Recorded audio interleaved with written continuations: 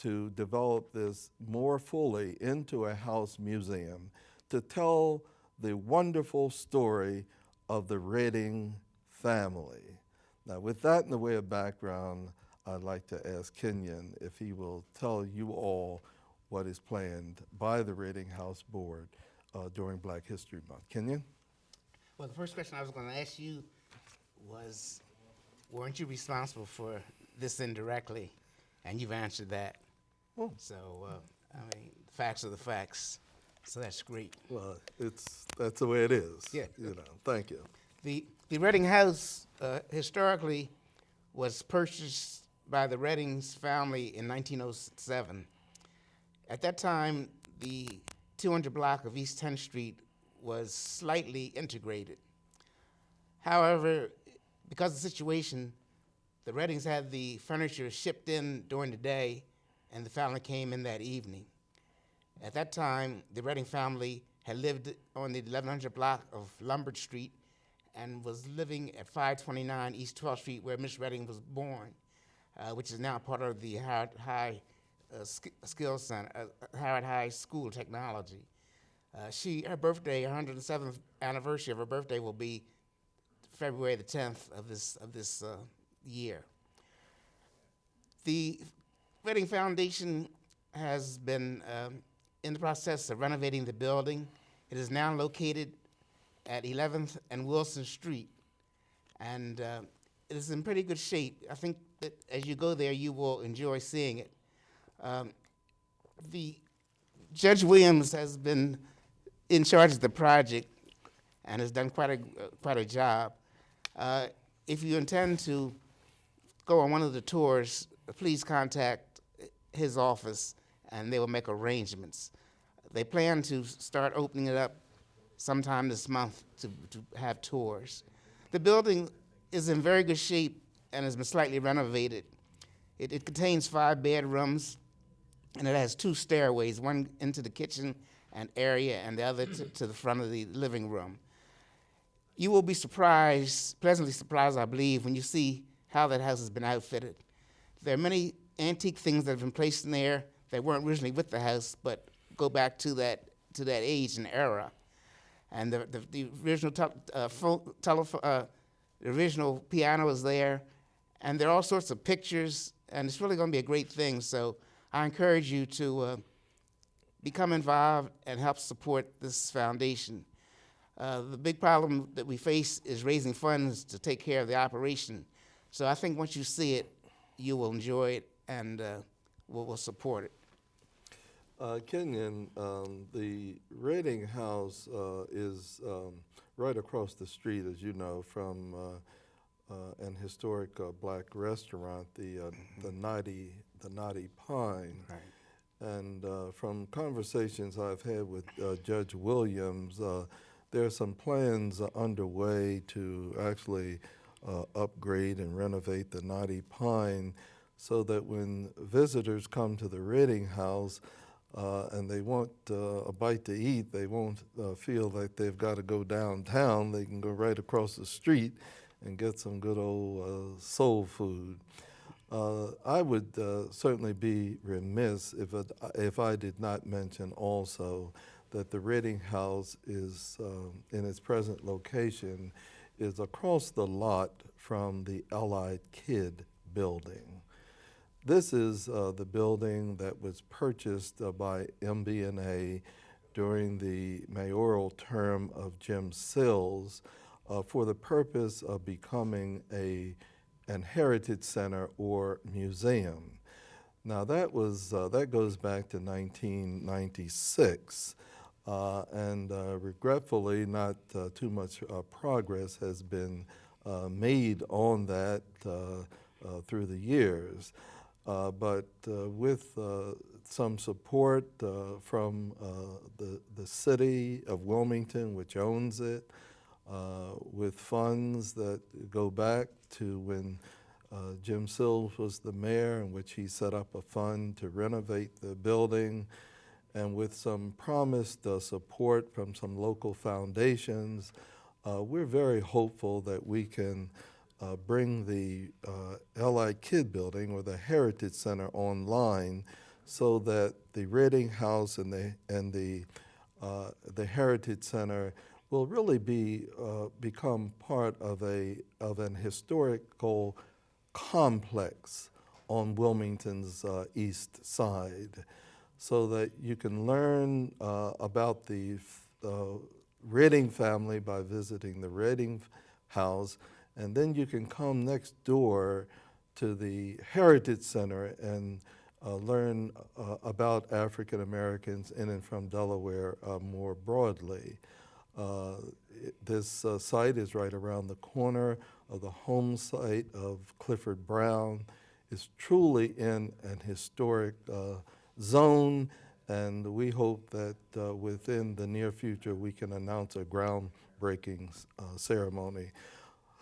Kenyon, Judge Williams said that the house will be open for tours sometime during the month, and when the schedule has been finalized, I will be announcing it on my radio show, The People's Pulse, on Saturday mornings from 8 until 9 o'clock.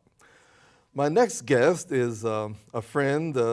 He and I go back a long way. I'm telling you, I mean a long. He and I go so far back, I can't remember when I didn't know him. He used to take me to school when I was a little boy. He and I played in the band together. He played the snare drums. I played the trumpet. By the way, Kenyon played the timpani. Didn't know what a timpani was until Kenyon started taking it from Mary Andrews. I owe that experience to John Jackson because David Robinson graduated from Howard High School in 1949, and he spent a year working at the Hob Tea Room to earn money so he could go to Howard University. So he played for a year with the Howard Band, even though he had graduated, because they needed a timpani player. I didn't realize he played that. the glockenspiel and the timpani. Yes. And what happened was he was getting ready to go to Howard University the second year after he graduated from Howard, and Mr. Andrews evidently talked to John Jackson and said, "John, you're going to play the timpani." I was up at the Y playing Q row, and John said, "I don't want to play the timpani." So I like to hear the sound of the roll. So I went and asked him to give me a try, let me do it. And he did it, and I did it for 2 years. So I was lucky. But if it wasn't for John Jackson not wanting to do it, I would never have been in the Howard Band. So thank you, John, publicly. Okay, I've never heard that story. That's quite interesting. But John is on the show today representing the Howard High Alumni Association, an organization that has one of its primary that has as one of its primary objectives the preserving of the history and the legacy of Howard High School.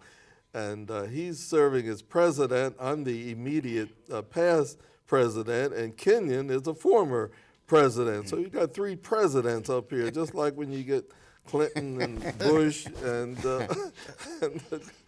together you've got 3 Howard High presidents. John, tell us what's going on, man. Well, our next affair coming up will be March the 27th. That's on a Saturday. That's our 21st annual all-class reunion dance, which will be held at the International Longshoremen's Hall at 200 South Claymont Street. And the donation is $20 per person. And the tickets can be called into myself, my home number, 658-9889, or Alan Lawrence. Yes. Alan Lawrence. Or any of the Any of the board members, but Alan Lawrence also has the tickets available. And tickets may be purchased at the door. However, we'd like to have all the seats taken prior to attending the affair. Alan Lawrence's number is 764-0714, and he will be glad to talk to you about tickets. And John, this event is being held as a fundraiser, is it not? This is our annual scholarship fundraiser for deserving students that are going to further their education, and we, in the past few years, we've given 4 to 5 $1,000 scholarships to students each year. So this is a fundraiser, and all funds go to the scholarship fund. We have no administrative costs. Okay, very good. That's an event that the community has come to look forward to, and it's something that's a great deal of fun, time to renew old acquaintances, and a time to help with the scholarship fund. My final guest this afternoon is sort of a stranger among us, but he's been here so long, I don't feel that he's a stranger. I feel like I've known him a long time. He is here representing an organization that has 141-year history. It is an organization that has almost 1 million members nationally. There are probably at least 2,000 sites across the country.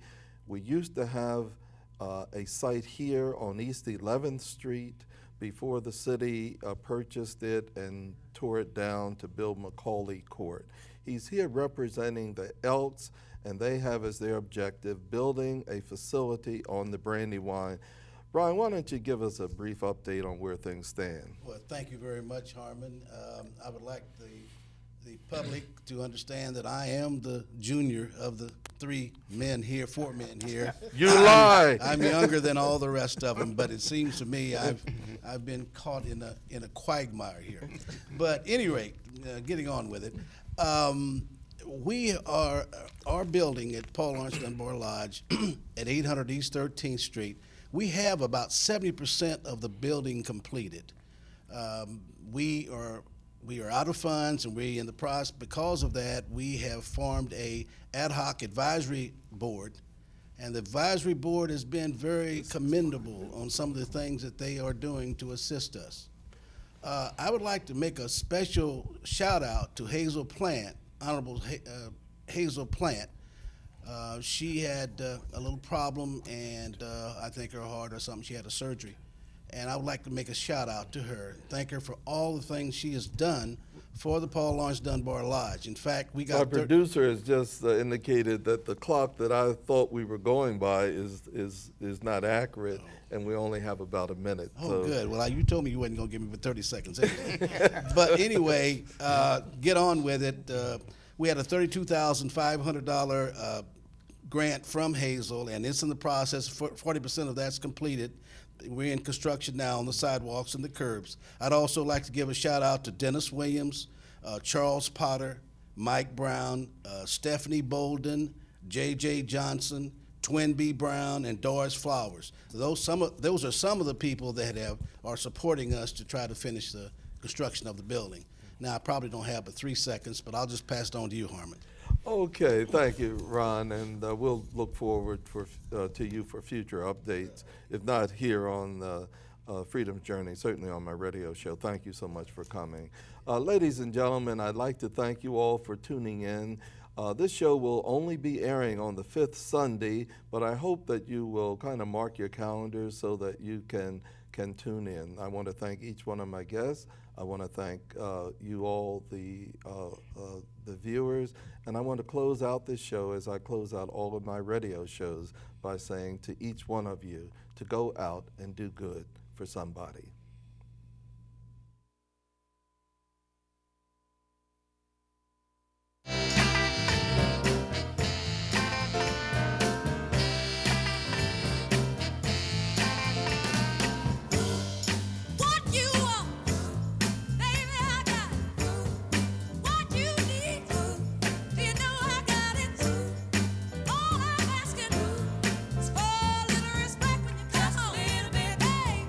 Just a little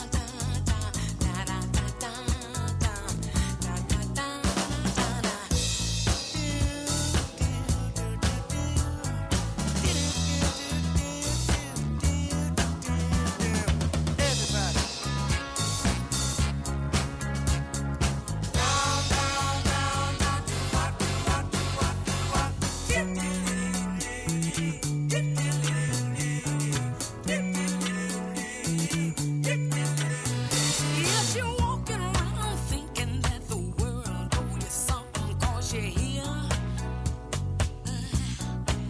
you going out the world backwards like you did when you first come here. Yeah. Keep talking about the president won't stop air pollution. Put your hand over your mouth when you cough, that'll help the solution. Oh, you curse around women folk you don't even know their name. No. Then you're dumb enough to think they'll make you a big old man. Yeah, back yourself. Yeah, spit yourself. Yeah, spit yourself.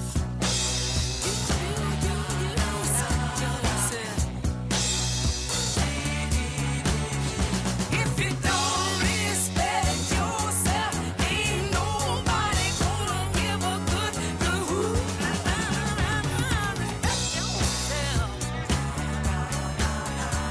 Respect yourself. Respect yourself.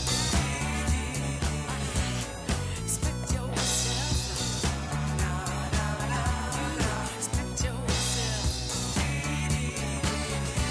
Respect yourself.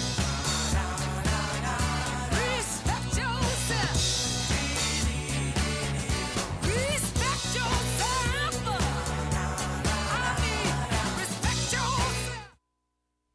Okay, respect yourself. Get me, Troy, got me? There you go. Respect yourself. First of all, let me say good afternoon, and God bless each and every one of you out in TV land. And let me go further that we're under a new segment of programming today that I will be continuing on every fifth Sunday, called Roll Call, every fifth Sunday.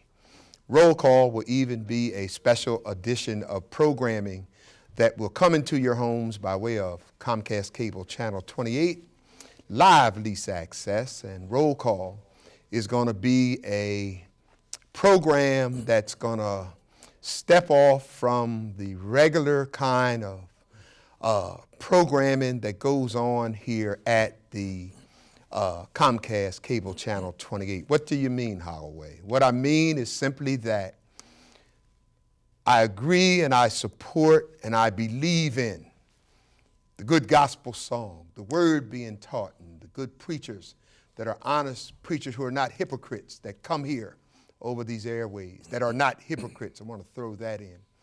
That are people that come here, preachers and teachers of the word, to try to give you a good blessing and an uplift. There are those that come on as I do and come on with good gospel song, close with good gospel song. Such be the case as you know, I open up sometimes and close with Lionel Richie's Jesus is Love. And I do a segment of which I pay for a whole hour programs, allowing good, great gospel singers, many of those up in age, to come on and to come into your homes that you can have church under what I call Herman Holloway Jr. Gospel Hour, Gospel Legends. And I'm sure you've seen that and you enjoy that. But again, Roll Call is a different type of program. Roll Call is a different type of program. Holloway, what do you mean? There are those that come on and do commentaries. There are those that come on that have talk shows in a sense. There are those that come on that address the political issues of our community, our city, county, state, and our nation. And they also talk about current events and things that take place in our community. What bothers me about a lot of those folk is that they highlight the problem. They talk about things that has the community in an uproar, but they never call names of who's doing what. And the saddest part that bothers me is for as long as the person who is caught up in the injustice, who is wrong, and who is doing harm to our community, if they are a person of color, then there are many that say, well, we shouldn't wash our dirty linen in public. Well, if you want to call it that, then I suggest, as I get into roll call issues, you may want to turn away and get the football game or some other program or some preacher or somebody. You may want to turn away, because I am sick and tired, and the reason I thought about doing a new program going into 2010, this new year. I wanted to do it somewhat differently than my regular programs, and I wanted to call it something and get a good hard-hitting message in the music, of which I used to open up, as you just heard, Mabel Staple and the Staple Singers. Respect yourself. Respect yourself. That's going to be my music. I'm going to go to breaks, and I'm going to use Harold Melvin and the Blue Notes again. Wake up, everybody. Wake up, everybody. Politician, preacher, wake up, everybody. Harold Melvin and the Blue Notes. Those are going to be my opening, my break, and my theme songs as I do the special editions of Roll Call. Holloway Steele, what are you talking about? I'm talking about people in our community that are creating problems, that are holding us back. I'm talking about appointed officials. I'm talking about elected officials. I'm talking about people in powerful places. People of color. People of color. You know, the minute is someone that's not a person of color or Caucasian, folks will bombard them. They will call their names, and they will call them out, and somebody ought to do something. And you know who it is. You hear their names. They're embarrassed. But when it's a person of color, oh, we shouldn't do that. I disagree. And that's what roll call is going to be about. We're going to check the facts, know what we're talking about, and from there, we're going to deal with it. And if it takes us to your doorstep, so be it. So be it. We can no longer allow these folks to rip our community off in a position of power and authority, whoever they may be. And even some of them are perhaps clergy. They play games, they rip us off in our community, and they play one hell of a word game. And they have people convinced sometimes, some folks, they have people convinced that what they're saying is right, and they continue to hide their hand on the hard issues. The Black Caucus. Let's go there for a minute. The Black Caucus. Brother J Street and the Black Caucus. They stepped out. God bless them, and I support their efforts. On the Haitian earthquake. Glad they did that, and I'm glad they're involved. My problem with Black Caucus is, as many of yours, is there are far too many other issues that are out there in our community and all over our state that the Black Caucus is not taking leadership in. Leadership. Somebody has got to take the leadership. And I say the buck stops with our elected officials. Not that they have all the answers, but if they address the issue and give it leadership, if they call the meeting and sit and talk with people that they know want to be helpful, not try to embarrass them, want to be helpful, then the bottom line is they know that we can work together, because the majority of us have worked together. So as we go into the new year, and as I go to this segment of roll call, that name is so very important to have just brainwashed into the minds of you, the viewers, your family, your neighbors, your friends. Why? Because the bottom line of all of it gets down to the control, leadership, or lack thereof by our elected officials, both black and white in this case, both black and white. The roll call is what determines what will get done. No matter what you say or what you think about President Barack Obama and the way he's handled it, he confessed Wednesday night that he's made some mistakes, and God knows he has. A new president walks in with no experience of office. And I support President Barack Obama and want to see him do well. But the bottom line is, The Democrat Party, my party, that really makes me sick to the pit of my stomach sometimes with the things that they do and don't do. It bothers me because we would be much further up the road, progress and benefiting from those who sit in those elective offices from the top to the bottom if they acted responsibly. And in a lot of cases they don't, and they don't provide the leadership. The sad part, roll call. If Barack Obama, if our good friend Joe Biden would have gotten together and put the strategy together, cut the deals, because politics is deals, with the 60-member majority that they had before this last Massachusetts election. Now they're on 59 and may even lose Delaware's seat. But the bottom line is they had 60. They could have passed the health care bill rather than dilly-dallying back, trying to pick up other votes. It's good to work together with the opposite party. But if, for whatever the reason, and I'm not saying who's right, who's wrong, the bottom line is, if the Democrats felt strong about their health care bill, and I feel they did, and I feel it's a lot of good things in that bill. God knows there could be some other stuff I don't know anything about. 2,000-page bill I hear him talking about. But the point is, a lot of good things in that legislation.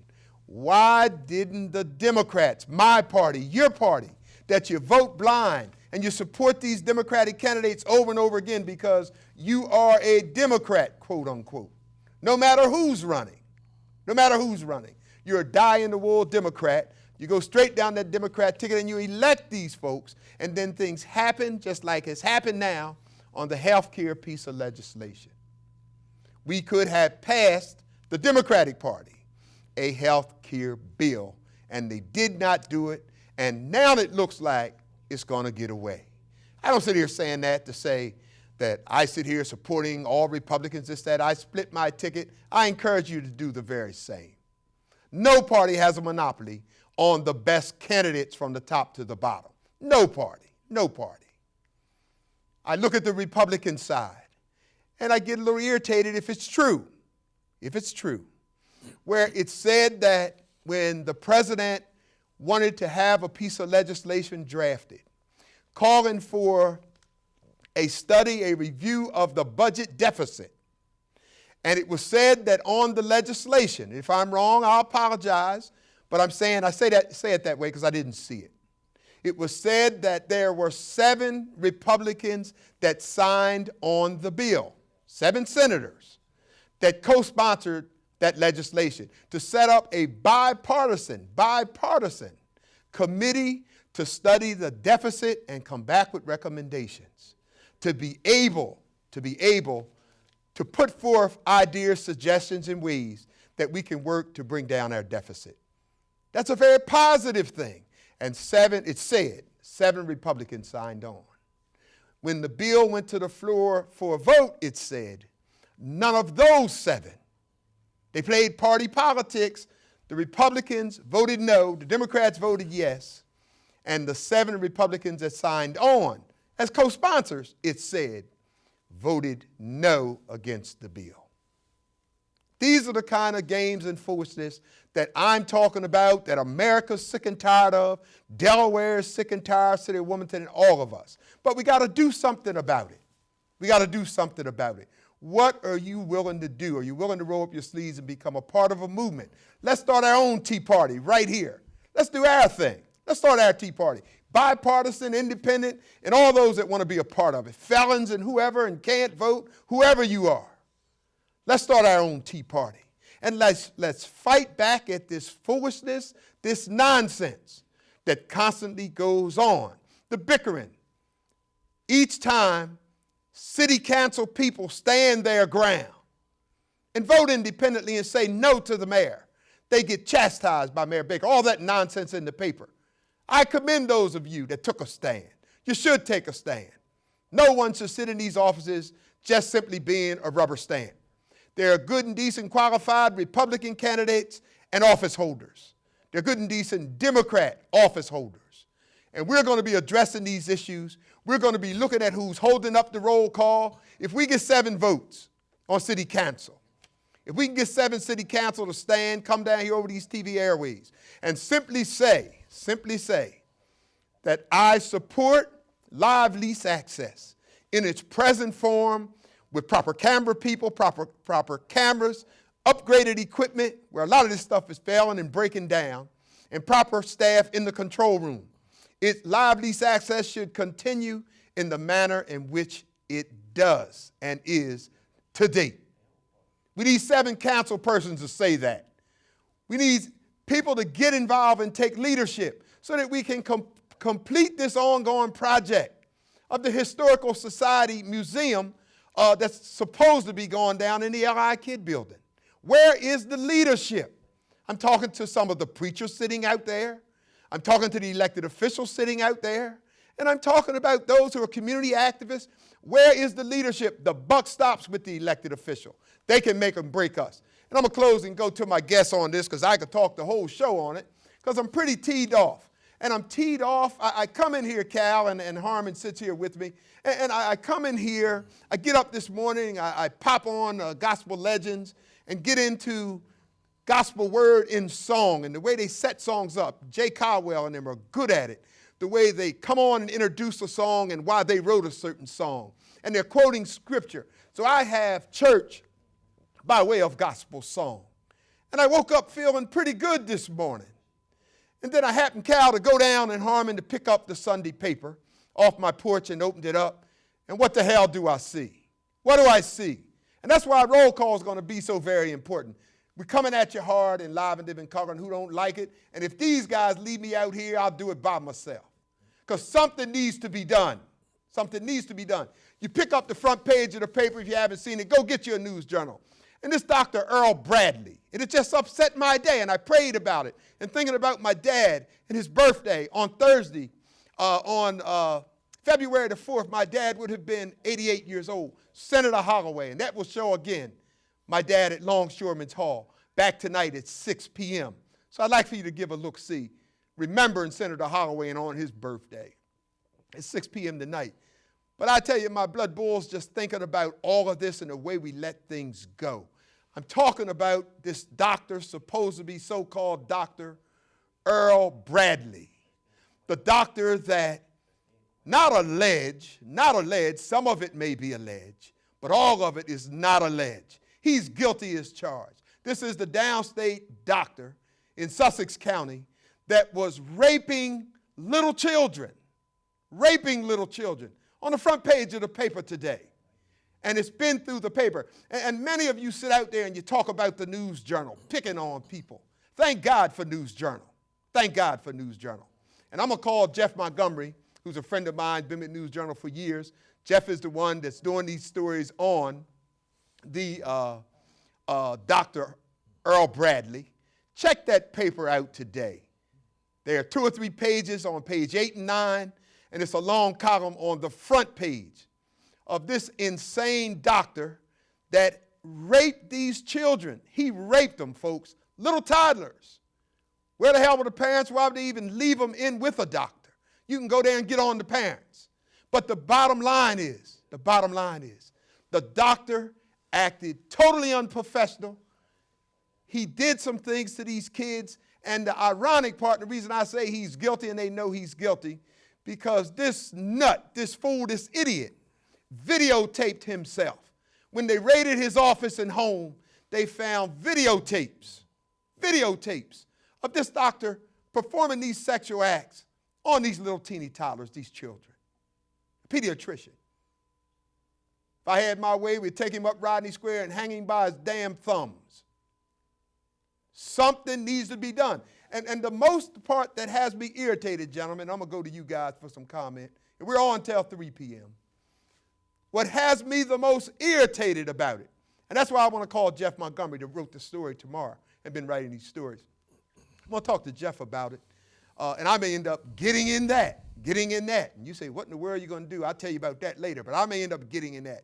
Because what bothers me, and this is why roll call is going to be so very important, not tiptoeing all around the sugar coating, Not sitting here and making all kind of allegations or talking about how wrong something is, and then don't try to do something about it. That's going to be the great difference between roll call and what we talk or I talk about here, and trying to address it and force that issue and get involved in it publicly, no matter who the heck's involved. Because the thing that irritates me the most about Dr. Earl Bradley is there's a lady in the story, and this goes back many years, folks. There's a lady in the paper that was a mother of one of the victims, as it's quoted in the journal today. Goes back to 1999 with a situation with her child. 1999. Now, my question is, if this was supposed to have been alleged, and it was way back when,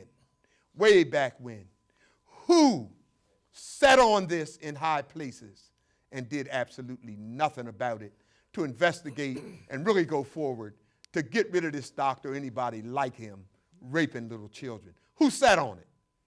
And I don't care who it is. If I can find out who it is, their name's going to be splashed all over the newspaper and all over this TV show and radio programs. I don't care high-ranking elected official who you are. I don't care who you are. If you sat on it, somebody sat on it. And we have major problems dealing with white-collar crime, and folks get into doing all kinds of things that are higher-ups and supposed to be important this or that. And you see they do all these things, they get arrested, and they're slapped on the finger. They hang it out for so long, and it goes away. You don't hear nothing about it, little teeny article, where they get a smack on the hand. White-collar crime. We got to deal with it. And these kind of abuses of law and people in office and people in leadership that knew about Bradley, who were they? They knew about it, and they done absolutely nothing. I got a problem. Cal, why don't you come on in? That's why I told you guys, get a piece of paper, make some notes on roll call and where we're going. Where I want to go. But come on in, Cal. You laid it down pretty good. Thank everybody. Y'all see, y'all can feel the passion, and I think what's been going on here lately in the state of Delaware and in the country is that people have been just outraged about either the willingness or unwillingness of those who've been elected to government to do their part. When you talk about the upset election in Massachusetts, Scott Brown, I called my brother up because I got a brother named Scott Brown. Scotty, right? I said you winning pretty good up in Mass, and but what it was up there was that now that's pretty safe as a Democrat in Massachusetts, but it wasn't party they was voting. They was voting on issues, and the stimulus money and maybe Barack Obama did send that money out right, but it never got to the intended target. Money got tied up different places. People were realizing that the public officials have just been looking out for themselves and their families. And they just said they wanted to send the Democratic Party a message that they're not going to tolerate it and you can't count on my vote to be safe no more.